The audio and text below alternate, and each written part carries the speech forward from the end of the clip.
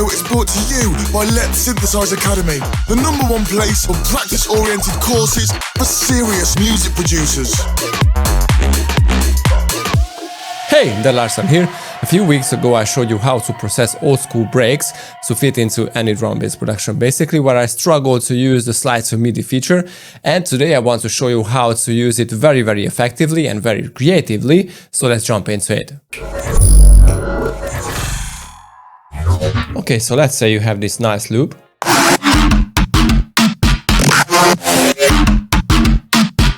And if you want to slice it, click on Slice a new Midi track, and you have several presets basically. But if you click in, for example, the built-in one, you have these options like the macro for the attack, the decay, sustain, like what I don't really need. So how to fix that? How to make your own preset? Now, if you have a look on your user library, here is a defaults library and the slicing library. I already made one. And it's so cool because if I right click again, slice a new Midi track, and I click on breaks, as you can see, this is what I made, this is my own. Click OK. It makes a very different slicing method with very different macros. Now I'm using only the transposition here, but you know, you can fill up the macros with very cool custom maps. So again, delete this whole thing and let me show you how to make it. So let's drop a drum rack, and let's say I don't want to use a simpler but a sampler instead. That gives a lot more flexibility. So what I want to do is obviously go to the transposition and use it macro 1 for the transposition. And what I want to do is crank up the release. So I want to have a one-shot mode. So basically when I click on one note or one pad here in the drum rack, it basically starts the whole thing from start to finish. Now let's activate the filter, for example, a notch filter. I don't want any key tracking and don't want the filter envelope.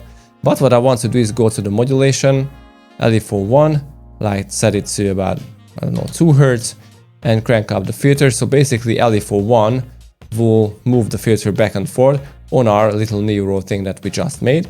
And the extra thing that I want to add, for example, is some plucky, or, well, let's say instead a transient, and some FM modulation. So again, crank up the sustain and, I don't know, add 2 chords on the FM modulator, something like this. And also let's map this thing to, for example, macro 2.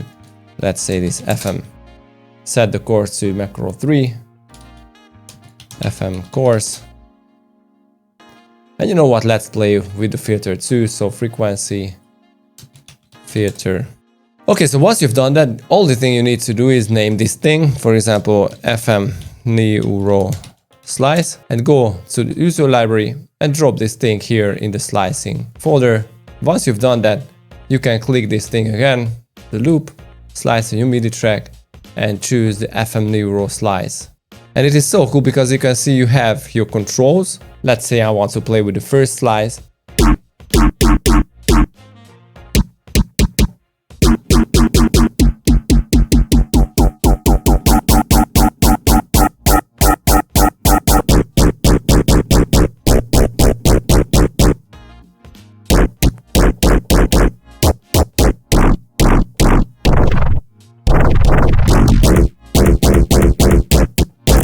How cool is this?